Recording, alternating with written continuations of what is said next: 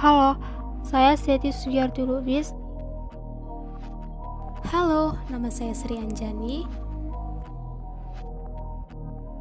Halo, nama saya Rindang Dwi Fatona. Nama saya Devri Azwan. Assalamualaikum warahmatullahi wabarakatuh. Halo teman-teman. Yang terhormat Bapak Muhammad Junsari Batubara sebagai dosen mata kuliah Pancasila dan teman-teman yang saya banggakan. Kami dari kelompok 4, di sini kami akan menjelaskan tentang hak asasi manusia dalam Pancasila dan Undang-Undang Dasar 1945.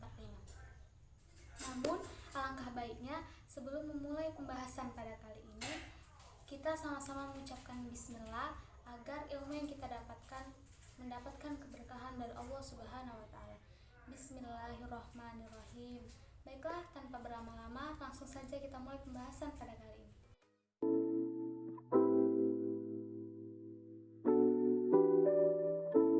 Satu, pengertian hak asasi manusia. Hak asasi manusia adalah sebuah hak dasar yang dimiliki seseorang yang merupakan anugerah dari Tuhan Yang Maha Esa yang dimiliki sejak lahir. Dalam Undang-Undang Nomor 39 Tahun 1999 Pasal 1 Ayat 1 ditegaskan bahwa hak asasi manusia adalah seperangkat hak yang melekat pada hakikat dan keberadaan manusia sebagai makhluk Tuhan Yang Maha Esa dan merupakan anugerahnya, yang wajib dihormati, dijunjung tinggi, dan dilindungi oleh negara, hukum, pemerintah, dan setiap orang demi kehormatan serta perlindungan harkat dan martabat manusia. Selain itu, hak asasi mencakup beberapa bidang antara lain, yaitu hak asasi pribadi, terdiri atas kebebasan beragama, kebebasan berpendapat, dan kebebasan bergerak. Selanjutnya yaitu hak asasi ekonomi, terdiri dari hak memiliki, hak manfaat, hak menjual, dan hak membeli. Selanjutnya yaitu hak asasi sosial dan kebudayaan, terdiri dari mendapatkan pendidikan dan mengembangkan kebudayaan. Selanjutnya yaitu hak asasi politik, terdiri dari hak memilih, hak dipilih, dan hak berorganisasi. Dan yang terakhir yaitu hak asasi untuk memperoleh pengakuan yang sama dalam hukum dan pemerintahan, terdiri dari hukum dan pemerintahan. Selanjutnya, yang kedua, hubungan antara negara hukum dan hak asasi manusia. Salah satu hubungan negara hukum dan hak asasi manusia adalah ciri dari negara hukum itu sendiri yang pada dasarnya sudah saling terkait dengan hak asasi manusia. Adapun ciri khasnya sebagai berikut. Yang pertama, pengakuan dan perlindungan atas HAM. Yang kedua, peradilan yang bebas dari pengaruh suatu kekuasaan atau kekuatan yang memihak. Ketiga, legalitas dalam arti hukum dengan segala bentuknya. Nah, dengan ciri tersebut tentu saja negara memerhatikan warga negaranya yang mempunyai hak dasar yang dijamin dan terlindungi yang didasarkan pada ketentuan hukum dan bukan pada kemauan atau keinginan dari seseorang atau golongan tertentu yang mempunyai kekuasaan. Dengan begitu, masyarakat dapat bebas berbuat ataupun berpendapat tanpa ragu akan adanya kewenangan dari pihak lain karena telah dilindungi negara dan hukum selama apa yang dia perbuat menaati hukum yang berlaku. 3. Hak asasi manusia dalam Pancasila dan Undang-Undang Dasar 1945. Pertama, hak asasi manusia dalam Pancasila. Hak asasi manusia tertuang dalam Pancasila dan teranggalkan dalam setiap sila Pancasila. Antara lain, 1. Sila ketuhanan yang Maha Esa. Dalam sila ketuhanan yang Maha Esa mengandung pengakuan terhadap Tuhan dan sebagai relasi akan setiap orang untuk mendapatkan perlindungan dalam memeluk agama. Setiap warga negara diberi kebebasan sebebas-bebasnya untuk melakukan kegiatan peribadatan agama yang dipeluknya. Akan tetapi, ada batasan terhadap setiap warga, yaitu tak ada paksaan dari golongan atau perseorangan terhadap orang lain dalam memeluk agama tertentu dan melakukan propaganda arti agama. 2. Sila kemanusiaan yang adil dan beradab. Di dalam sila kemanusiaan yang adil dan beradab telah tersimpul cita-cita kemanusiaan yang lengkap yang memenuhi seluruh hakikat manusia. Kemanusiaan yang adil dan beradab adalah suatu rumusan sifat keluruhan budi manusia Indonesia.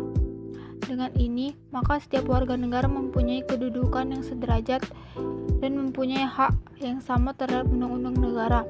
Setiap warga negara dijamin haknya serta kebebasannya yang menyangkut hubungan dengan Tuhan, dengan masyarakat, dengan negara, dan menyangkut kemerdekaan menyatakan pendapat dan mencapai kehidupan yang layak sesuai dengan hak asasi manusia.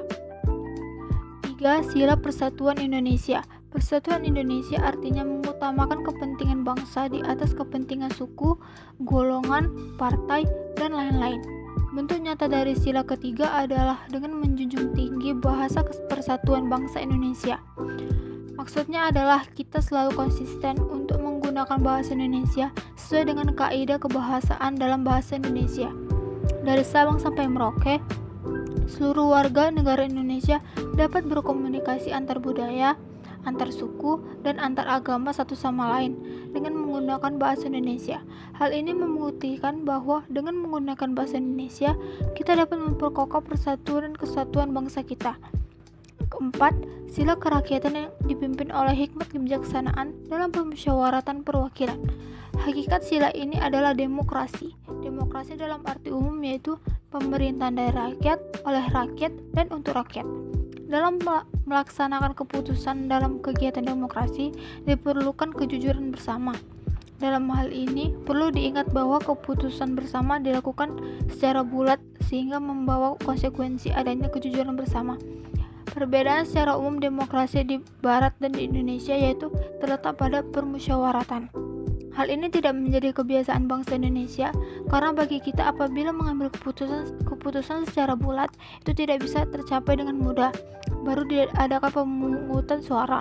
Kebijakan ini merupakan salah satu prinsip bahwa yang diputuskan itu yang bermanfaat bagi kepentingan rakyat banyak. Jika demokrasi diartikan sebagai kekuatan, maka kekuatan terbesar dalam suatu negara berada di tangan rakyat. 5. Sila keadilan sosial bagi seluruh rakyat Indonesia. Di dalam bentuk keadilan sosial bagi setiap orang berhak atas kebutuhan manusia yang mendasar tanpa memandang perbedaan seperti ekonomi, kelas, ras, etnis, agama, umur, dan sebagainya. Untuk mencapai itu, antara lain harus dilakukan penghapusan diskriminasi sebagai bentuk penghargaan terhadap hak asasi manusia dan dengan demikian warga negara Indonesia dapat hidup layak, adil, dan tentram di dalam negara Indonesia. Kedua, hak asasi manusia dalam Undang-Undang Dasar 1945. Dalam pembukaan Undang-Undang 1945, alinea pertama merupakan pengakuan terhadap adanya kebebasan untuk merdeka, pengakuan atas peri kemanusiaan yang merupakan intisari dari hak asasi manusia. Alinea kedua menyebutkan bahwa Indonesia merupakan negara yang adil. Dengan demikian, salah satu tujuan negara hukum adalah untuk mencapai keadilan. Apabila prinsip negara hukum ini benar-benar dijalankan, maka secara otomatis juga hak asasi manusia akan terlaksana dengan baik. Alinea ketiga merupakan salah satu bentuk perlindungan HAM, yaitu mengandung persamaan dalam bentuk politik. Hal ini terjelma dari masyarakat yang ingin bebas dan keinginan untuk berdemokrasi agar tercapai suatu persatuan dalam sebuah kesepakatan atau musyawarah, termasuk dalam urusan pemerintahan. Alinea keempat meliputi pengakuan dan perlindungan dalam bidang politik, ekonomi, kultur, hukum, sosial, dan ekonomi. Dalam batang tubuh terdapat 7 pasal yang mengatur tentang hak asasi manusia, yaitu Pasal 27 Undang-Undang Dasar 1945 Ayat 1, segala warga negara bersamaan kedudukannya di dalam hukum dan pemerintahan dan wajib menjunjung hukum dan pemerintahan itu dengan tidak ada kecualinya. Ayat kedua, tiap-tiap warga negara berhak atas pekerjaan dan kehidupan yang layak bagi kemanusiaan. Pasal 28 Undang-Undang Dasar 1945. Kemerdekaan berserikat dan berkumpul, mengeluarkan pikiran dan tulisan dan sebagainya ditetapkan dengan undang-undang. Pasal 29 Undang-Undang Dasar 1945 Ayat 2, negara menjamin kemerdekaan tiap-tiap penduduk untuk memeluk agamanya masing-masing dan beribadat menurut agamanya dan kepercayaannya itu. Pasal 39 Undang-Undang Dasar 1945 Ayat 1, tiap-tiap warga negara wajib mendapatkan pengajaran.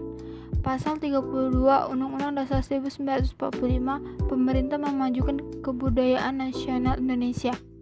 Pasal 33 Undang-Undang Dasar 1945 Ayat 1, perekonomian disusun sebagai usaha bersama berdasarkan asas kekeluargaan.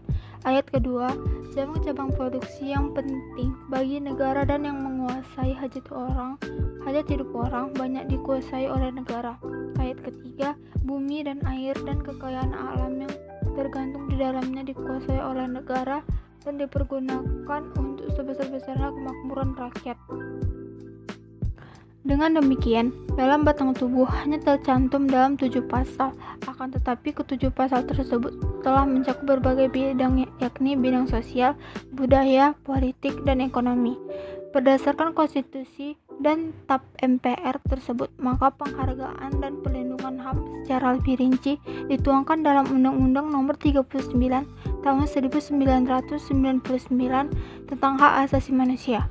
Dalam Undang-Undang Nomor 39 Tahun 1999 dan Undang-Undang Dasar 1945 setelah diamandemen pada bab 10A pasal 28A sampai 28Z, minimal terdapat 10 hak asasi manusia yang dilindungi. Hak-hak tersebut adalah hak untuk hidup, hak untuk berkeluarga dan melanjutkan keturunan, hak untuk mengembangkan diri, hak memperoleh keadilan, hak atas kebebasan pribadi, hak atas rasa aman, hak atas kesejahteraan, hak turut serta dalam pemerintahan, hak wanita, dan hak anak. 4. Penyebab, jenis, dan solusi pelanggaran terhadap hak asasi manusia. Pelanggaran hak asasi manusia di negara telah banyak dialami beberapa orang yang menjadi korban, seperti anak-anak dan perempuan. Pelakunya mencakup militer, pemerintah, pengusaha, majikan, dan masyarakat umum.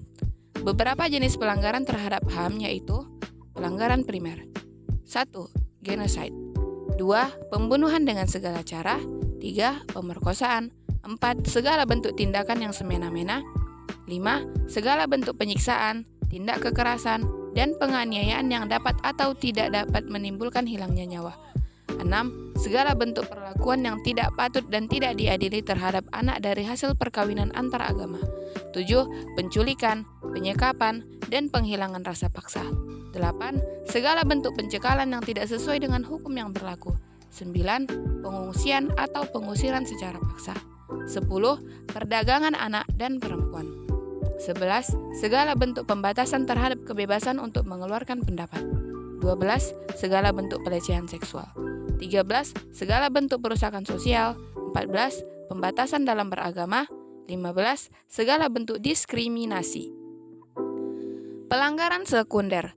Pelanggaran sekunder meliputi semua tindakan yang melanggar International Covenant on Civil and Political Rights dan International Covenant on Economic, Social, and Cultural Rights.